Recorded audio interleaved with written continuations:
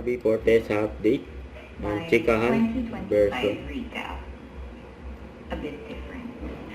Sabi ko, kwento ko na lang kaya, diba? So ending, naging kwento na nga lang. Okay, so simulan na natin. Number 1, work. Yan o. Sobrang grateful ako dahil ang daming opportunities na ibinigay sa akin this year. Maraming nag-trust na brands. So thank you. Thank you so much po. Congrats kay Barbie. Tiwala. Projects, yes, my gosh, ang dami. Nagkaroon ako ng... Teka lang. Bog! Sabi ko sa inyo eh. So, okay. Ayan. Sabi ko sa inyo, talaga, nagkamali ka ng binangga, acting projects. My God! Sobrang kinikilig ako kasi nakagawa ako ng TV series, Beauty Empire, and sobrang love ko yung genre, sobrang love ko yung story, family revenge drama, and dalawang pelikula. Actually, yung tatlong projects na yun, kakaiba talaga yung genre nila. Isang pelikula, P-77, 77. pinalabas siya sa sinihan this year. Siyempre, my God, sobrang memorable sa akin ng Contrabida Academy na nag-launch din sa Netflix this year. Actually, hindi ko alam kasi kung pwede ko sabihin. A few days ago, or maybe last week, I already had a meeting with the management for my next TV project for next year. And I'm just so excited. But yeah, next year na yun. Okay na yun. So, yun lang. Okay, so basta I have so much to be grateful for in terms of work this year. So, next, friends. I definitely made more time for my friends this year. And I'm so happy I did. Grabe, nakapag-catch up kaming lahat this year. And may mga inaanak na rin ako. Grabe. Nakakilig. And yun, ang saya. Ang dami ko palang kaibigan. At saka I'm also proud to say na marami din akong naging mga bagong kaibigan. Yan. Okay, next. Family. In fairness, this year, parang mas nakapag-communicate kami ng maayos ng family ko. Ang parents ko, well, kami naman ng ate ko ever since. Kahit nonsense or full of sense, lagi naman kami nag-communicate talaga. I got to spend more time with them also. I-next ko na rin yung health. Dahil proud ako, dahil kami ng parents ko, hindi kami na ospital this year. Yay! Hindi kami nagkasakit this year! Daddy, congratulations!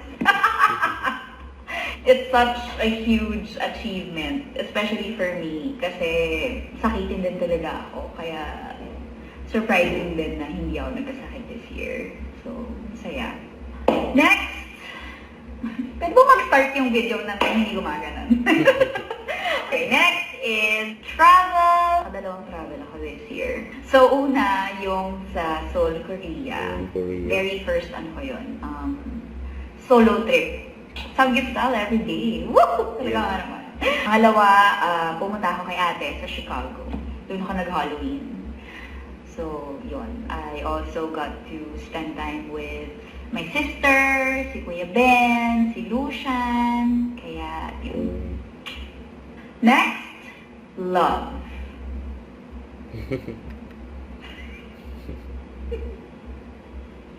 So, sorry. Mahaba. Bahala na kayo. May kanya-kanya naman kayong kwento eh. Bigay ko na sa inyo yan. Joke lang.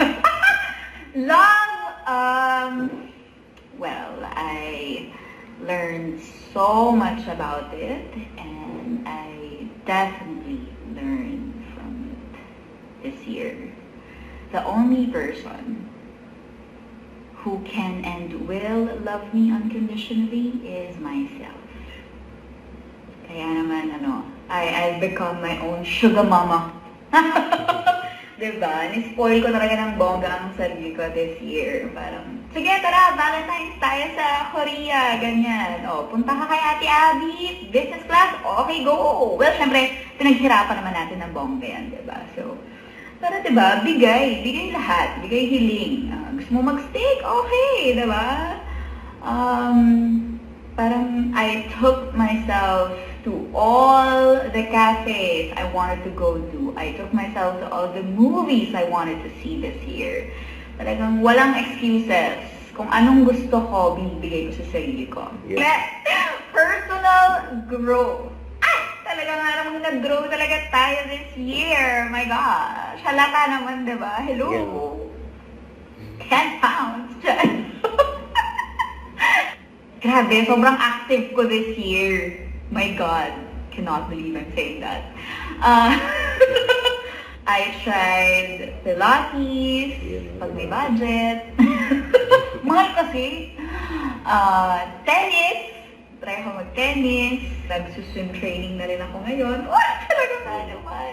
And last but definitely not the least, I fell in love with running. I started running January of this year. But I actually fell in love with it when I first joined a charity fun run. I think it was for children with cancer. Na-realize ko na, kumbaga, hindi na lang siya para sa healing ko. Healing ko! I could actually help others. Kaya sobrang minahal ko yung pagtakbo.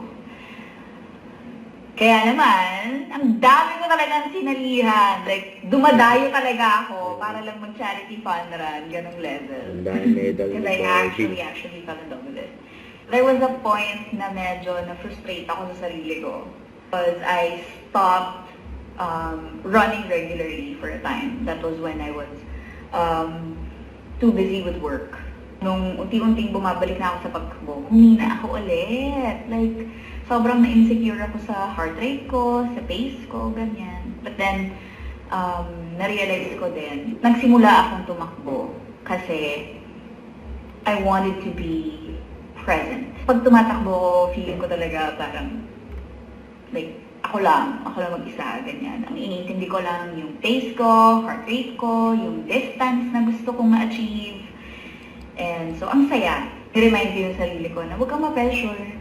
And so, ayun. Na-enjoy ko na siya ulit. Nasaan ba tayo? Nasa last na tayo. Greatest lesson ko this year is greatest lesson to be Barbie. present. Be in the moment. Yan. Basically, to show up. Show up for people who matter. But most importantly, show up for myself. Get up, do something, anything. Lagi kong pinupush yung sarili ko to be out there, to actually live my life to the fullest. Yes. And so, with that, the 2025 season has come to an end. Barbie. Thank you! Mwah! Ang that kay Barbie. Don't forget to subscribe, click the notification bell for more updates. This is Richard Reaction Vlog. Stay tuned for more videos. See ya.